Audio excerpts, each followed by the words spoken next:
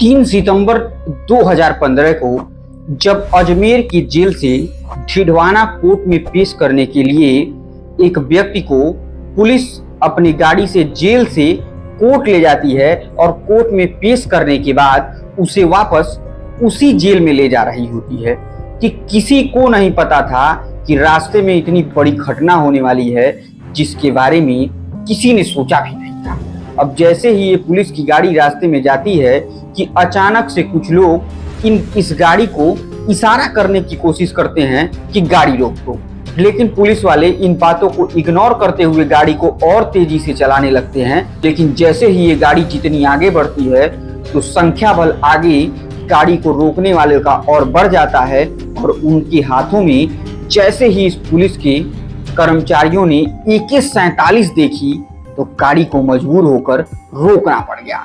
अब जैसे ही वो गाड़ी रुकती है तो इस गाड़ी के अंदर बैठे हुए एक विशेष कैदी को वो लोग बंदूक की नोक पर उतारते हैं और उतारने के बाद अपने साथ लेकर चले जाते हैं। और चूंकि मौत का डर किसे नहीं होता है तो उस समय पुलिस के कर्मचारी या सिपाही कुछ करते नहीं हैं और चुपचाप उसे जाने देते हैं। अब यहीं से इस कहानी की शुरुआत भी होती है। अब जैसे ही ये बात राजस्थान प्रदेश में फैलती है, मानो कितने लोगों के तो रातों की नींद और दिन के चैन उड़ जाते हैं। तकरीबन 21 से 22 मंत्री से लेकर विधायक तक की रातों की नींद भी नहीं लग रहे थे, क्योंकि वो ऐसे खतरनाक आदमी जो जेल से फरार हो चुका था, जो उस पुलिस की गाड़ी से फरार हो चुका था, लिखित तो नहीं लेकिन मौखिक आदेश था कि वो जहां मिले जैसे मिले इस 5 लाख के इनामी बदमाश को तुरंत ही ढेर कर दिया जाए। यानी इसका एनकाउंटर तो तय हो चुका था। नमस्कार दोस्तों, मेरा नाम आर्यन मिश्रा है और जुर्म की वर्चस्व की कहानी में आज एक ऐसी खौफनाक कहानी सुनाएंगे जिससे नेता विधायक थर-थर कांप जाया करते थे, जिसे खोजने में पुलिस को 300 जगहों पर छापेमारी करनी पड़ी और तकरीबन 8 से 9 करोड़ रुपए खर्च करने पड़े, लेकिन वो व्यक्ति पकड़ में नहीं आता है। और ऐसे कुख्यात अपराधी और खतरनाक अपराधी को खोज खोज कर पुलिस परेशान हो चुकी थी, तो कैसे वो पकड़ा गया, कौन था वो आदमी और उसका इतना वर्चस्व कैसे था, क्यों कोर्ट ने उसके एनकाउंटर पर 7 पुलिसकर्मियों के खिलाफ हत्या का मुकदमा दर्ज कर दिया। ये सारी कहानी हम आपको सुनाएंगे, लेकिन अगर आप चैनल में नए हैं तो कृपया चैनल को सब्सक्राइब, वीडियो को लाइक और वीडियो को ज्यादा से ज्यादा शेयर करिए। तो देर ना करते हुए दोस्तों हम सीधे कहानी पर ही आते हैं। दोस्तों, अब राजस्थान की तरफ से ऐलान कर दिया जा चुका होता है कि 5 लाख रुपए का इनामी बदमाश, जुर्म के दुनिया का बेताज बादशाह कहे जाने वाला आनंद पाल को किसी तरीके से पुलिस को पकड़ना है और जैसे ही मिले वो जहां मिले उसे इनकाउंटर कर देना है। ये मौखिक रूप से आदेश दे दिए गए होते हैं। अब पुलिस एक नहीं, दो नहीं, बल्कि 300 जगहों पर छापेमारी शुरू करती है। हर एक छापेमारी में तकरीबन 3.25 लाख रुपए के आसपास का खर्च सरकार को वहन करना पड़ता है। और 300 जगहों पर जब पुलिस छापेमारी कर चुकी होती है तो पुलिस के हाथ अभी तक कुछ नहीं लगा होता है कि वो कहाँ रह रहा है, किससे मिलता, उसकी लोकेशन का एग्जैक्ट पता किसी को नहीं होता है। चाहे वो पुलिस हो या मुखबिर हो, सारे लोग एक्टिव कर दिए गए होते हैं कि किसी भी तरीके से जमीन खोदो या आसमान चीरो, लेकिन उसे पकड़ना पुलिस के लिए बेहद जरूरी बन चुका होता है। और पुलिस इस पर पूरी मेहनत से काम करती है। जरा सा भी जहां कहीं सुराग मिलता उस जगह को पूरी छावनी में बदल दिया जाता और तुरंत सर्च ऑपरेशन किया जाता इसे पकड़ने के लिए। लेकिन वो पकड़ में नहीं आ रहा था क्योंकि वो आनंद पाल था। और आनंद पाल की खौफनाक कहानी सुनेंगे आप तो आप भी कांप उठेंगे। लेकिन आखिरकार पुलिस के मुखबिरों ने एक बार उसे ऐसी सूचना दी पुलिस को कि आनंद पाल हरियाणा के एक जिले के एक घर में छुपा हुआ है और इस दौरान अगर उसे पकड़ लिया जाए तो किसी तरीके से वो भाग नहीं पाएगा और अभी वो उसी घर में मौजूद है। अब आनन फानन में राजस्थान पुलिस हरियाणा पहुंचती है और उस पूरे इलाके को कवर कर लेती है और वहां छुप जाती है।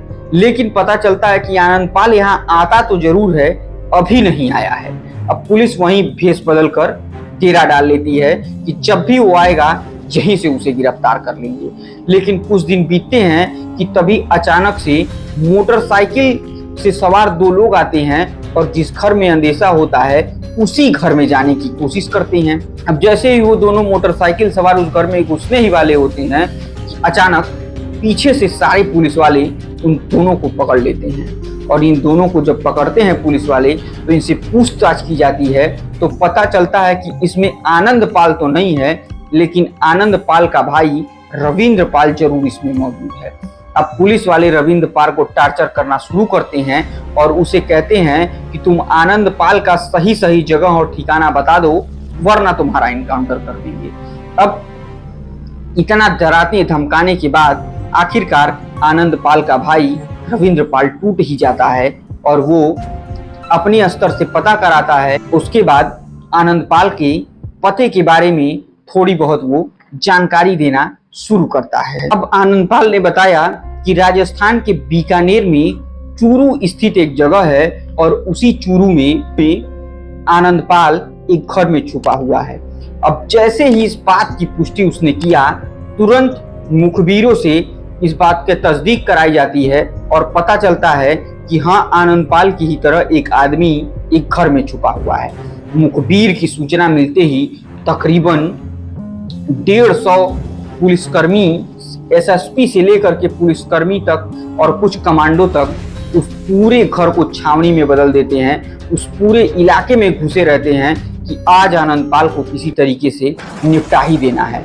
अब पुलिस हरियाणा से उसके भाई को लेती है और उसी जगह पर पहुंच जाती है और इस घर को चारों तरफ से घेर लेती है और सभी लोगों को पता था कि आनंद पाल छत पर है।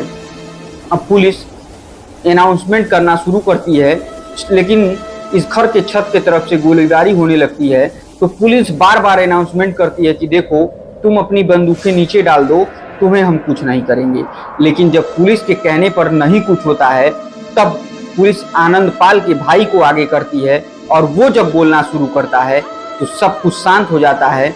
वो कहता है कि भाई, तुम अपनी बंदूकें नीचे रख दो, पुलिस से हमारी बातचीत हो चुकी है, तुम्हें कुछ नहीं होगा और हम तुम्हें जरूर बचा लेंगे।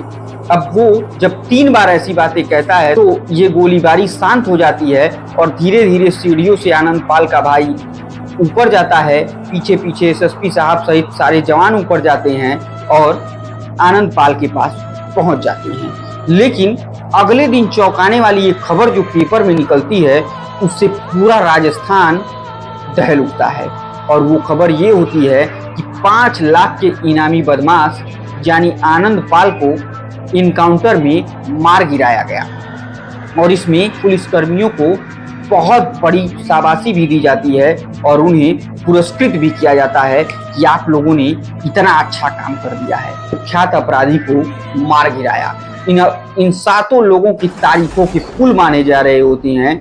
लेकिन जैसे ही आनंद पाल की लाश उसके घर वालों को सौंपी जाती है तो वहां पर एक बवाल मच जाता है, एक भय का माहौल क्रिएट हो जाता है और ये लोग इस बात को मानने को तैयार नहीं थे कि आनंद पाल का इनकाउंटर हुआ है, बल्कि ये लोग तो ये मानते थे आनंद पाल का पुलिस वालों ने हत्या कर दिया है।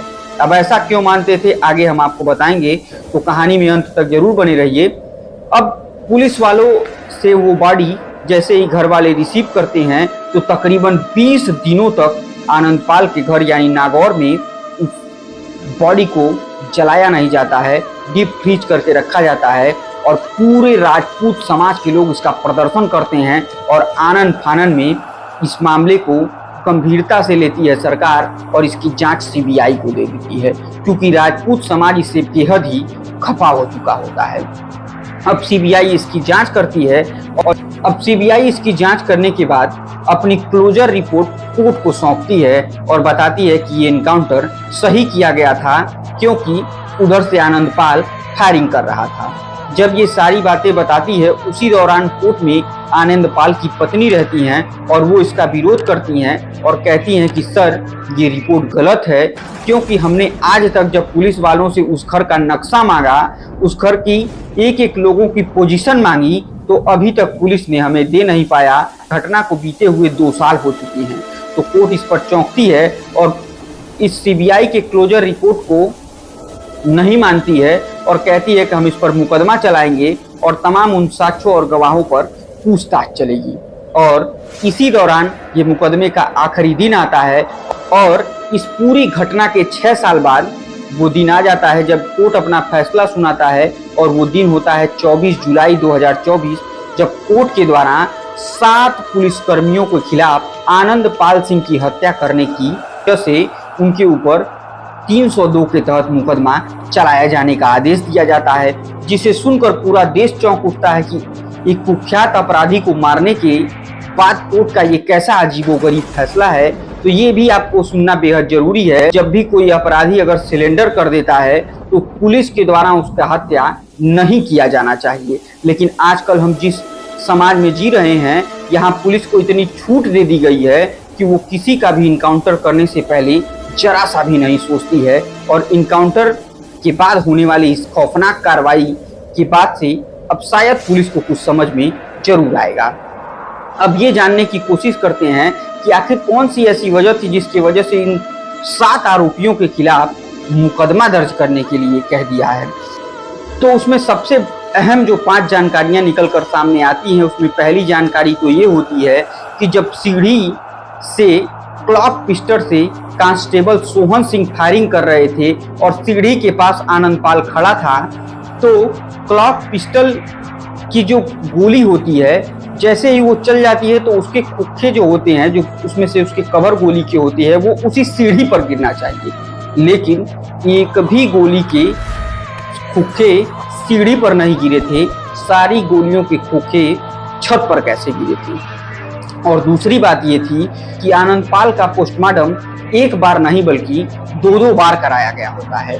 और इस पोस्टमार्टम में ये निकल कर आता है कि आनंदपाल को तकरीबन 5 से 6 फीट की दूरी से गोली मारी गई रही होती है। अब आप सोचिए कि जिसके हाथ में AK-47 है, उसे 5 से 6 फीट की दूरी से क्या कोई गोली मार सकता है?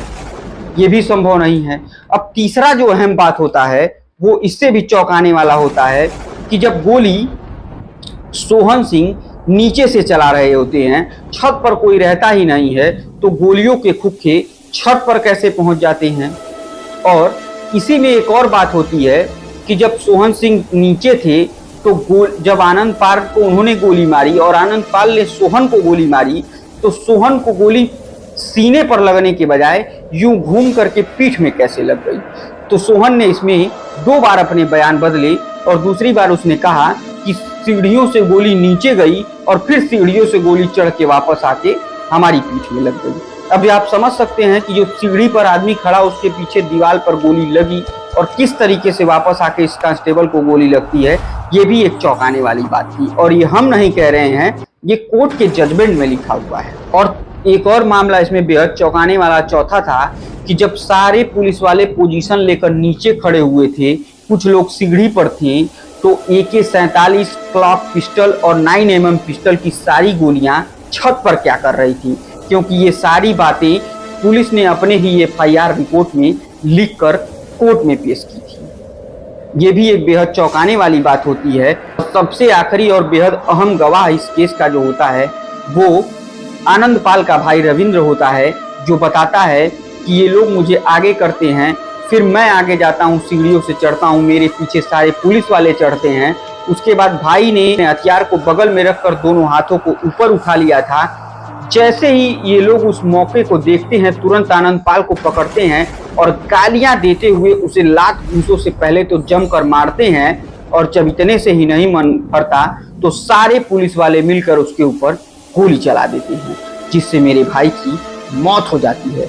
और ये एक अहम गवाह जो जिस तरीके से ये इन बातों को बताता है, वो सारी रिपोर्ट पोस्टमार्टम और पुलिस के द्वारा दी गई होती है, तो इसमें शक करने का कोई सवाल ही नहीं होता है और इस गवाह की बातों को मान लिया जाता है। और जिसके बाद उस समय के तत्कालीन SSP चुरू के जो होते हैं राहुल बड़ार, उस समय CO सिटी जो होते हैं विद्या प्रकाश, पुलिस निरीक्षक जो होते हैं सूर्यवीर सिंह, हेड कांस्टेबल होते हैं धर्मपाल और कांस्टेबल सोहन, इन सारे लोगों के खिलाफ कोर्ट के द्वारा आदेश किया जाता है कि धारा 147, 148, 302, 326, 325 और 324 के तहत 149 भारतीय दंड संहिता के तहत कार्रवाई करके इनके ऊपर हत्या का मुकदमा चलाया जाए। तो ये थी दोस्तों आज आनंद पाल की इनकाउंटर केस की बेहद खौफनाक और अहम जानकारी, जिसे सुनने के बाद आपको पूरी बात समझ में जरूर आई होगी। तो अगर ये कहानी आपको पसंद आई तो कृपया चैनल को सब्सक्राइब, वीडियो को लाइक और वीडियो को ज्यादा से ज्यादा शेयर कीजिए। तब तक के लिए मुझे दीजिए इजाजत। जय हिंद, जय भारत।